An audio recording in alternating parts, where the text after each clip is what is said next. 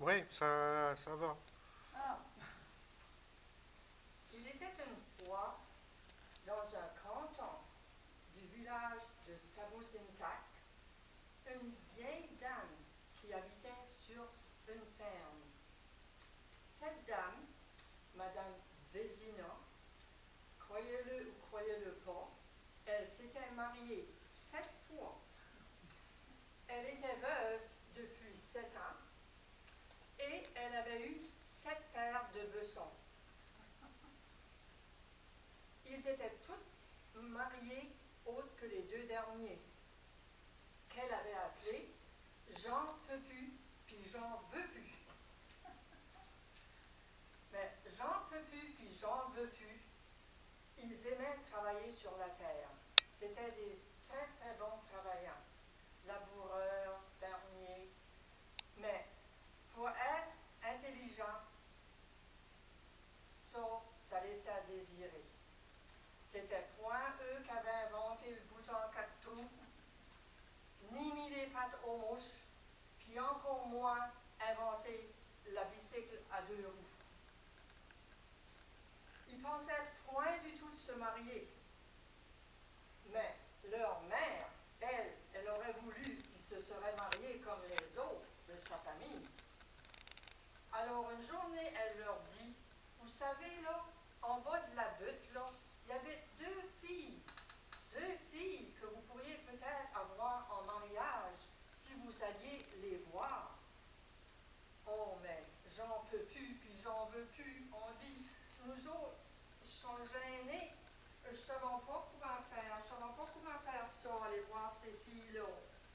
Mais elle a dit, je vais vous donner un conseil.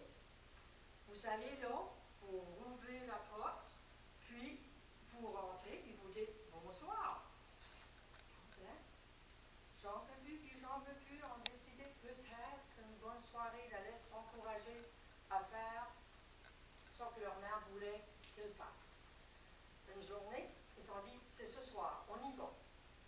Ils se sont bien habillés, présentés, ils sont allés descendre la butte et ils sont arrivés là et ils ont ouvert la porte et ils ont dit bonsoir.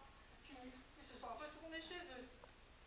Ah, mais leur mère a dit, il semble que vous avez fait ça vite, vous n'allez pas vraiment rester trop longtemps. Mais ils ont dit, on a fait ça que tu as dit qu'il fallait faire. On est allé, on a ouvert la porte, puis on a dit bonsoir, puis on a fermé la porte, puis on est revenu. Elle a dit, vous n'allez pas gagner les filles comme ça. Retournez, une bonne soirée, puis amenez-vous des petits brins de bois, puis tirez-les aux filles pour les taquiner, les taquiner un petit peu. Une journée, Jean Pepu a dit à son frère Jean, toi, tu vas rester dans le champ, tu vas labourer. Puis, moi, je vais aller dans la forêt, puis je vais préparer notre bois. Il est parti avec son aiguine, sa hache, du cordage, puis il est parti, puis il a commencé à couper du bois. Puis il coupait du bois, puis il coupait du bois. Il y avait des morceaux, c'était grand comme des 2x4, comme qui vendent chez Robichaud. En tout cas, il a fait 2 paquets. Il a monté ça comme il faut avec des cordages. C'est un paquet qu'on peut porter sur le dos. Alors, une journée, il a dit à son frère, il a dit, ce soir-là, on y retourne. On est préparé ce coup-ci. Alors, ils se sont encore bien habillés parce qu'ils savaient qu'il fallait qu'ils se présentent bien. Puis, ils sont arrivés, ils ont ouvert la porte, ils ont dit le bonsoir, mais un petit peu différent, ils se sont assis, ils ont mis leur paquet de bois, chaque côté de leur chaise. Oh, les filles regardaient ça, puis se demandaient bien qu'est-ce que les hommes avaient l'intention de faire avec ce bois-là.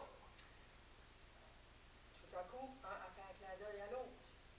Ah, il a commencé à démarrer son paquet. L'autre a démarré son paquet. Puis là, oh, les sourires sur les j'en peux plus, puis j'en veux plus. Puis on commençait à grimper les morceaux de bois, puis ça tirait ça sur les filles, puis c'était garoche, puis garoche, puis garoche, jusqu'au dernier morceau. Mais ils ont presque tué les filles. Ils sont arrivés chez eux, puis leur mère a dit, ben comment ça fait ce soir? Mais ils ont dit, oh, on a eu du fun, on a eu du plaisir, c'était incroyable, on a mangé tuer